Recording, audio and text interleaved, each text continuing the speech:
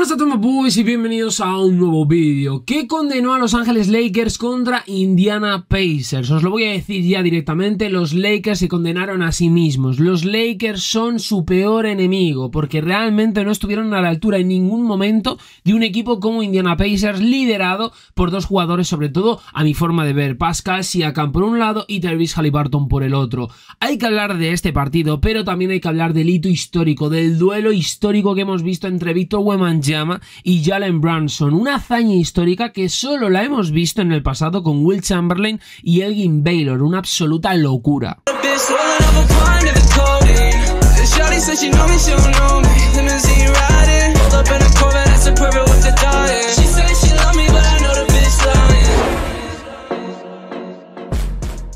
En primer lugar, como os digo, vamos a hablar del duelo entre Lakers e Indiana Pacers. Fijaros, es este tercer partido que vemos aquí. Lakers 90, Indiana Pacers 109. Es un partido, o era un partido importante para Lakers, sobre todo porque ya sabéis, al final están peleando por entrar en playoffs directos. Los equipos apenas ya resbalan, apenas obtienen derrotas, sobre todo los equipos que se están jugando el todo por el todo, la vida. Equipos como Rockets han ganado, Warriors han ganado, ahora veremos el resto de los rivales de Lakers. Pero bueno, los Lakers han perdido, tienen una serie de partidos en principio fáciles, y este más o menos es el que sí que podrían perder, o el que menos nos sorprendería si el equipo californiano salía con una derrota. Y efectivamente salen con una derrota. Anthony Davis 24 puntos, 15 rebotes, 3 asistencias. Pascal Siakam 22, 11, 6 han sido los más destacados, pero vamos, que si nos vamos a la box score, fijaros, Rui Hachimura 14 puntos, LeBron James 16 con 10 rebotes y 8 asistencias, a punto de el triple doble con 2 asistencias, 24 de Anthony Davis, 15 rebotes, 16 de Austin Reeves, 13 rebotes. Y luego por otra parte, pues bueno, tenemos a unos Indiana Pacers con Aaron Nesmith 12 puntos, 22 para Pascal Siakam y 11 rebotes, 10 puntos para Miles Turner, 10 puntos para Nembhard, 21 para Tyrese Haliburton y 16 para TJ McConnell. Aquí hay que destacar, o lo que yo sobre todo quiero resaltar, son las declaraciones de LeBron James. LeBron post partido sí que destacó directamente lo que había condenado a Lakers en el partido para que finalmente terminaran con una derrota, y es el juego exterior. Esto es lo que señala LeBron James. Hemos estado lanzando el balón excepcionalmente desde afuera durante los últimos meses, pero esta noche simplemente no lo teníamos. Hay que dar crédito a quien se lo merece. Los Pacers ampliaron su defensa, pero también nos perdimos en algunas ocasiones realmente buenas. Yo sinceramente, en cuanto a este partido, aquí os quiero destacar una serie de cosas. Indiana Pacers, defensivamente hablando, estaba mucho mejor que Los Ángeles Lakers, o por lo menos a mí me gustó más. Es decir, las coberturas eran mucho más ágiles, eran mucho más rápidas. Indiana parecía que llegaba a cortar todo tipo de ataques por parte de Los Ángeles Lakers, y los Lakers, en todo caso, es que eran mucho más lentos que Indiana a la hora de realizar desplazamientos laterales, a la hora de recuperar una marca que a lo mejor se había perdido en determinado momento. Indiana, cuando Lakers atacaba, Indiana daba la sensación de ser un equipo compacto, de ser un equipo sólido atrás, de ser un equipo que en todo momento le daba tiempo absolutamente todo. Absolutamente a todo. Incluso en ocasiones cuando Lakers tenía como cierta ventaja, Indiana llegaba, ya sea con, por ejemplo, Haliburton, con Nesmith, con Siakam, con Turner, con quien sea. Y luego, por ejemplo, en la recta final del partido sí que echaba de menos un poquito más de desenvolverse mejor por parte de Lakers. Había momentos en los que, por ejemplo, hay una jugada que Austin Reeves intenta hacerla él solo, la guerra por su cuenta, se mete en zona de Indiana Pacers y prácticamente está vencido, pero aún así se la decide jugar, en vez de reiniciar la jugada, dársela a D'Angelo, dársela a LeBron y reconstruir de nuevo otra jugada ofensiva para poder rascar 2, 3 o lo que sea.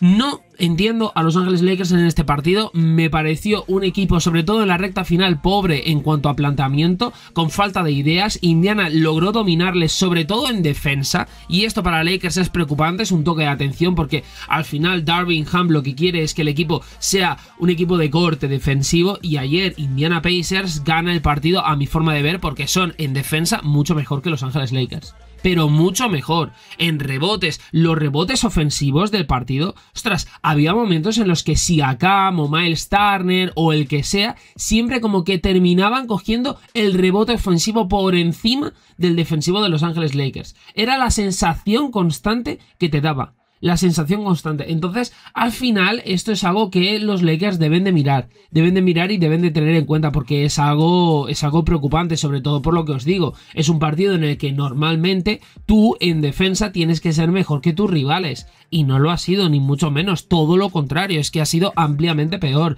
Es cierto que ha habido momentos en el partido en el que Lakers, pues bueno, como que apuraba más el marcador, incluso creo que llegaron en un momento a estar empatados, porque el primer cuarto es 24-27, el segundo 25-27, luego el tercer cuarto ahí es donde empieza Indiana a romper el partido con un 23-32, y luego el último cuarto 18-23, porque ya os digo, entre que Indiana en defensa estaba muy bien y los Lakers en ataque estaban fatal, ostras, al final el resultado es el que es. Entonces, toque de atención para Los Ángeles Lakers, toque de atención serio, importante, y vuelvo a repetir o vuelvo a deciros lo que os he dicho antes, los Lakers son su peor enemigo ahora mismo, porque cuando los tiros no entran, los equipos aún deben de encontrar una manera de generar puntos. Es cierto que hubo jugadas de hasta 3 triples seguidos de Lakers, triple fallo, rebote, triple fallo, rebote, triple fallo, rebote, es así constante. Hubo una jugada que era constantemente así. Entonces, los Lakers han frustrado a muchos equipos con su capacidad de asegurar pues diferentes tiros libres de manera regular, pero obviamente solo lanzaron 4 tiros libres más que Indiana Pacers, lo que demuestra cómo Indiana fue capaz de, pues bueno, asegurar la pintura con confianza, provocando aparte contraataques. Estaban bien, estaban mucho mejor. Entonces, si los equipos al final les plantean este tipo de partidos a Lakers, lo que no puede hacer el equipo californiano es ahogarse, sin tener absolutamente ni idea de qué es lo que hacer. Los Lakers, por ejemplo, regalaron el balón 16 veces frente a los 10 de Indiana Pacers, perdieron más el balón, algo que simplemente no debe suceder y no puede suceder con un equipo que pretende ser defensivo. Aparte, según Lakers Nation, LeBron James también criticó al equipo por ser descuidado y deben hacer todo lo posible para evitar pérdidas de balón que no son forzadas, entre las cuales destaca alguna que otra de LeBron James, porque al descanso hubo una pérdida tonta a pase para D'Angelo Russell que yo, por ejemplo, tampoco entendí. Entonces, bueno, aquí hay que destacar esta parte. La parte de Anthony Davis post partido llegó a decir: los equipos pueden jugar bien y vencernos. Creo que la forma en que perdimos esta noche es una oportunidad desperdiciada. Yo subrayo lo de oportunidad desperdiciada, porque al final el calendario de Lakers, de verdad os lo digo, es bastante sencillito, en el sentido de, sobre el papel, contra Brooklyn, por ejemplo, contra Toronto, son equipos que están peleando por entrar en play-in, pero son equipos que no lo están pasando precisamente bien. Tienes que poder ganarlos. Vienes, por ejemplo, de ganar contra Milwaukee, etcétera, etcétera, contra Memphis, que sobre el papel también lo deberías de haber sacado y lo sacaste, y contra Indiana Pacers deberías de poder rascar una victoria, sobre todo por lo que os digo, porque te estás jugando la vida. Y ahora vamos a uno de los grandes duelos, ya no de esta noche, ya no de esta temporada, sino de los últimos años. Jalen Brunson contra Victor Wembanyama. En este partido que veis aquí, la victoria de San Antonio por 126-130, final con prórroga incluida ante New York Knicks. Jalen Brunson 61 puntos, como lo estáis escuchando, 61 puntos, 4 rebotes, 6 asistencias. Victor Wembanyama 40 puntos, 20 rebotes, 7 asistencias. ¿Por qué este partido es histórico? ¿Por qué este partido tiene una hazaña jamás vista, salvo desde época de Will Chamberlain, Elgin Baylor? Pues bien, si os fijáis, 20 puntos de DiVincenzo, 12 puntos de Josh Hart y 12 rebotes, 7 para Hartenstein, 61 para Jalen Brunson, y nadie más ha llegado a dobles dígitos. Y si nos vamos a San Antonio, 12 puntos para Champagny, 40 para Victor Wembanyama con 20 rebotes, 7 asistencias. Luego tenemos 23 puntos para Devin Vassell, 13 puntos para Trey Jones, y luego tenemos 17 puntos de Keldon Johnson y 10 puntos para Malaki Branham. Pero ¿por qué quiero destacaros a Wembanyama y Jalen Brunson? Según ESPN Stats and Info, para que os hagáis una idea de esto que es tan importante, esta hazaña histórica, Wembanyama, que anotó 40 puntos y 20 rebotes, mientras que Jalen Brunson hacía lo suyo con 61.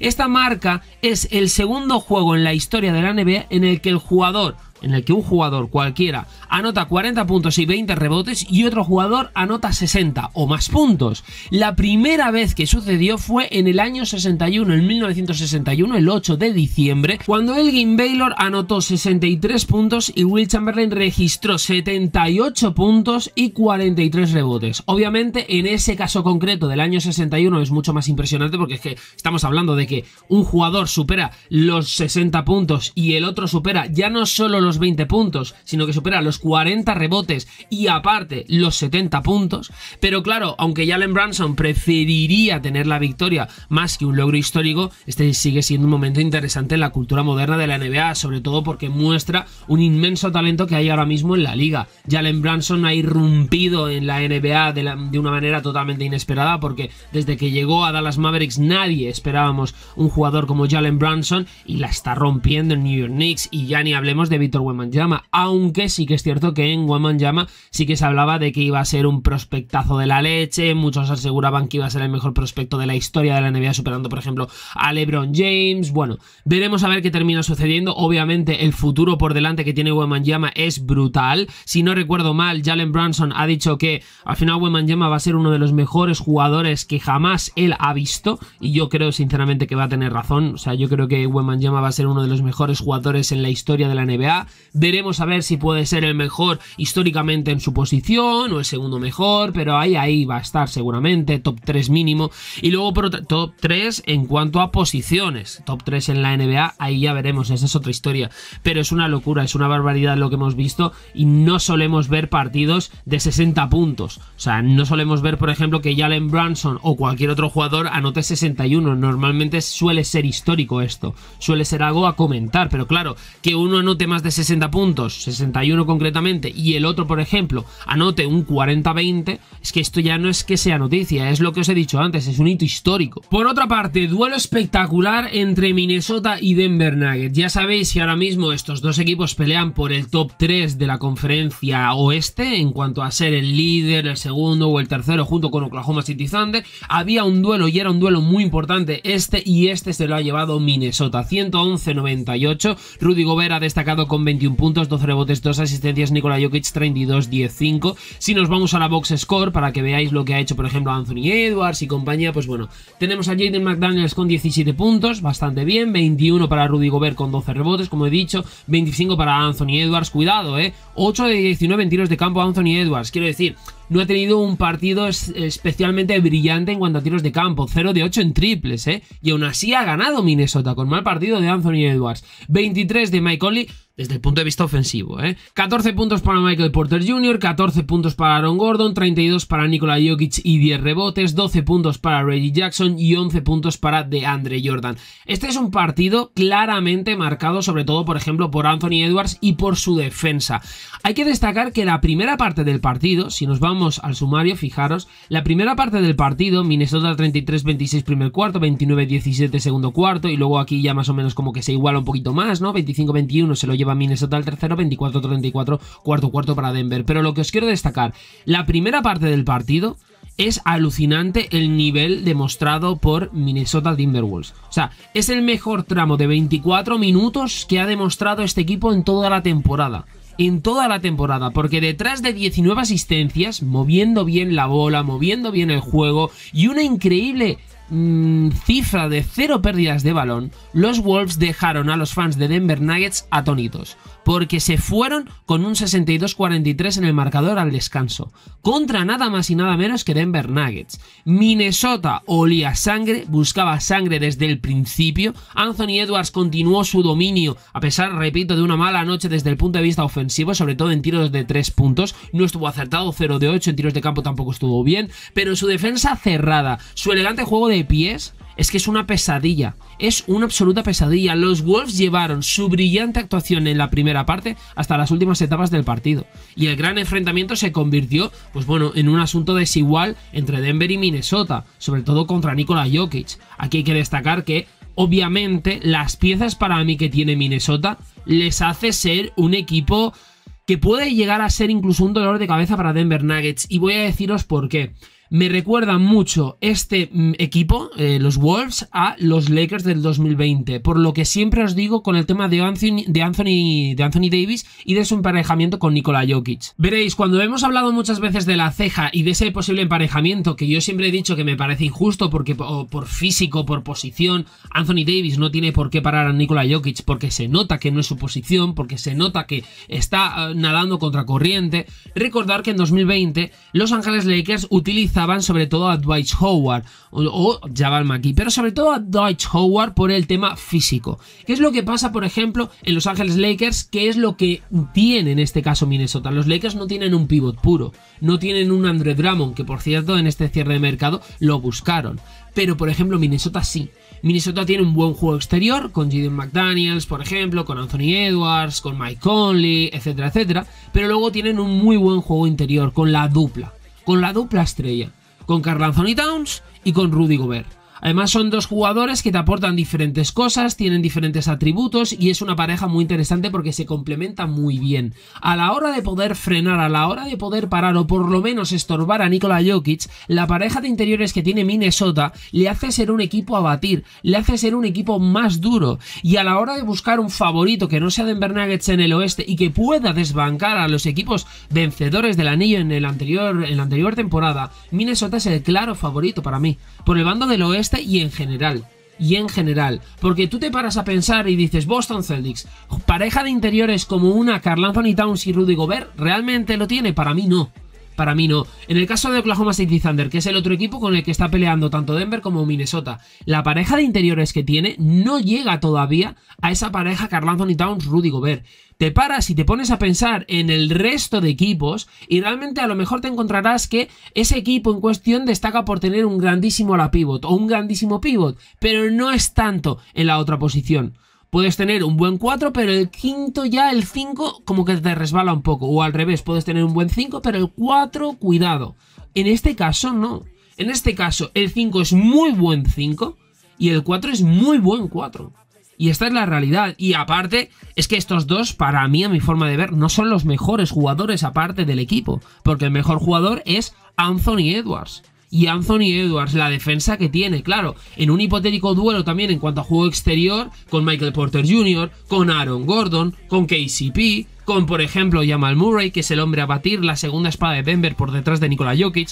Es que ahí puedes meter mano siendo Minnesota porque tienes a Jaden McDaniels, porque tienes a Anthony Edwards, porque tienes un equipo muy bien construido. Yo lo único por lo que dudo de Minnesota es por el tema de la experiencia. Vamos a ver si pueden ser igual de regulares o igual de fuertes en temporada regular que en playoffs. Esto es algo que tengo que ver. Pero en cuanto a confección de plantilla, ¿cómo están construidos? Minnesota es un equipo interesantísimo. Y Minnesota tiene las herramientas más que suficientes para ganar a cualquier equipo. Pero cuando digo cualquiera, es cualquiera. Boston, Milwaukee, Denver, Oklahoma, el que sea.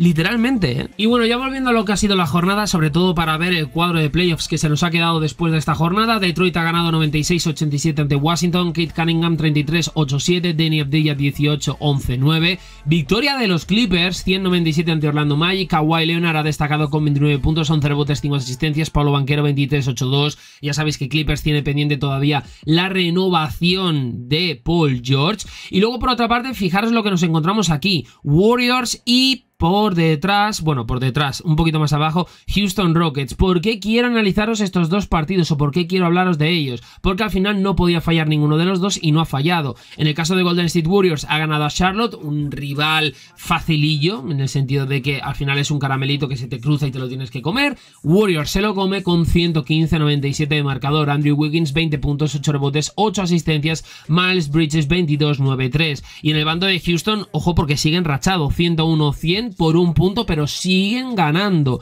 Jalen Green 34-9-6, John Collins 30-11 y 0 asistencias. Si nos vamos a lo que es el cuadro de playoffs, fijaros cómo se queda ahora mismo, sobre todo la clasificación. Golden State 3 victorias consecutivas, aquí tenéis el récord 39-34, mientras que Houston Rockets sigue con 11 victorias consecutivas, a 1 de diferencia. O sea, la diferencia está en que como Golden State Warriors resbale una, si Houston lo aprovecha, puede pasar esto. Golden fuera, Houston dentro. Vamos a ver, pero bueno, de momento el cuadro de playoffs se quedaría tal que así. Esto no hay apenas movimiento, Phoenix contra Sacramento, y esto apenas se mueve. Sí que se ha movido la primera, la segunda y la tercera plaza. Denver cae al tercer lugar, cuando creo que estaba en el primer puesto. Minnesota se va al primero, Oklahoma al segundo, cuarto y quinto Clippers y Pelicans, sexto ahora mismo es Dallas, y en el bando del este creo que apenas hay diferencias tal y como lo recuerdo. Knicks contra Orlando, Cavaliers contra Pacers, y luego el play-in sí que sí, ni se ha movido. Indiana, Filadelfia, Chicago, Atlanta y Boston, Milwaukee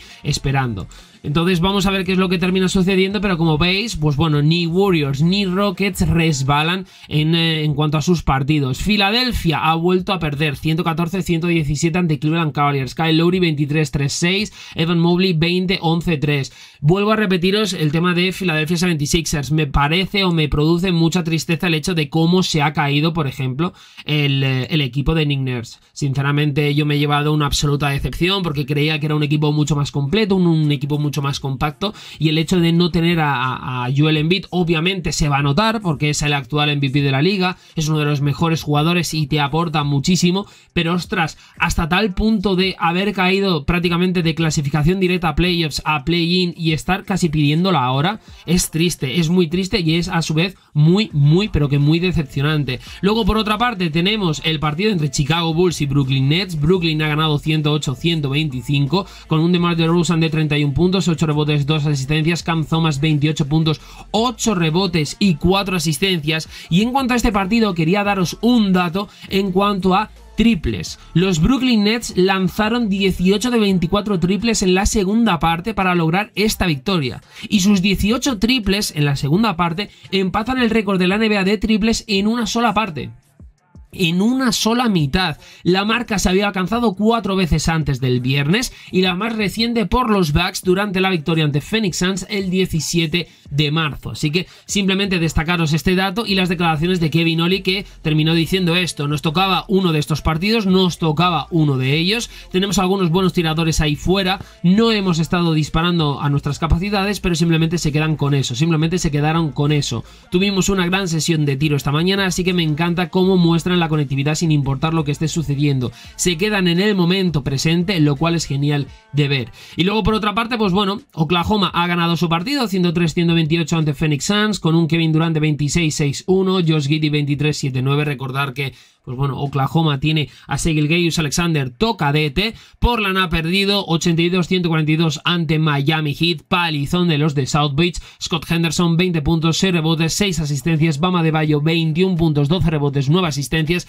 Y ya para terminar, sí, no fallan, los Dallas Mavericks ganan 107-103 ante Sacramento Kings. Un partido que terminó lesionado, terminó tocado de la rodilla por un golpe precisamente en esa parte de su cuerpo, Malik Monk. Luka Doncic terminó con 26 puntos, 9 rebotes, 12 asistencias. Domantas Sabonis 13, 12, 10, triple doble. Y si nos vamos al resto de sus compañeros, pues bueno, fijaros, 30 puntos de Kyrie Irving, bastante bien, esos 26 puntos y 12 asistencias de Luka Doncic a un rebote del triple doble. Y luego Derek Lively segundo, 12 puntos. Si nos vamos al bando de Sacramento Kings, 20 puntos para Harrison Barnes, 12 puntos para Keegan Murray, 13 puntos, 10 asistencias y 12 rebotes para Sabonis, 16 para Keon Ellis, y luego tenemos 23 puntos de De'Aaron Fox. Sacramento es otro equipo que realmente hemos visto un downgrade del equipo en cuanto a la pasada temporada. Fijaros, ahora mismo están octavos, Ahora mismo están octavos y vamos a ver por qué. Cuidadito.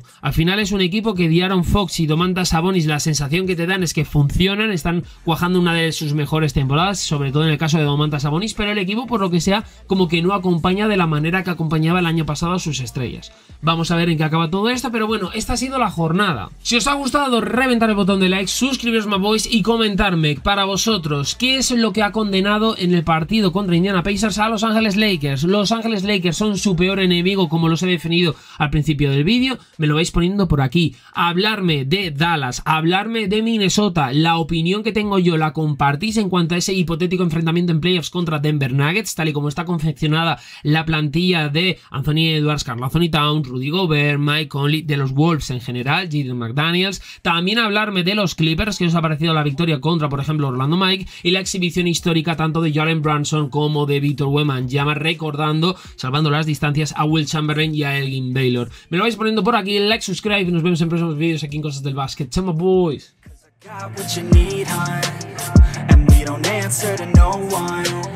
Cause we're just out here to have fun, so let's get some, yeah. I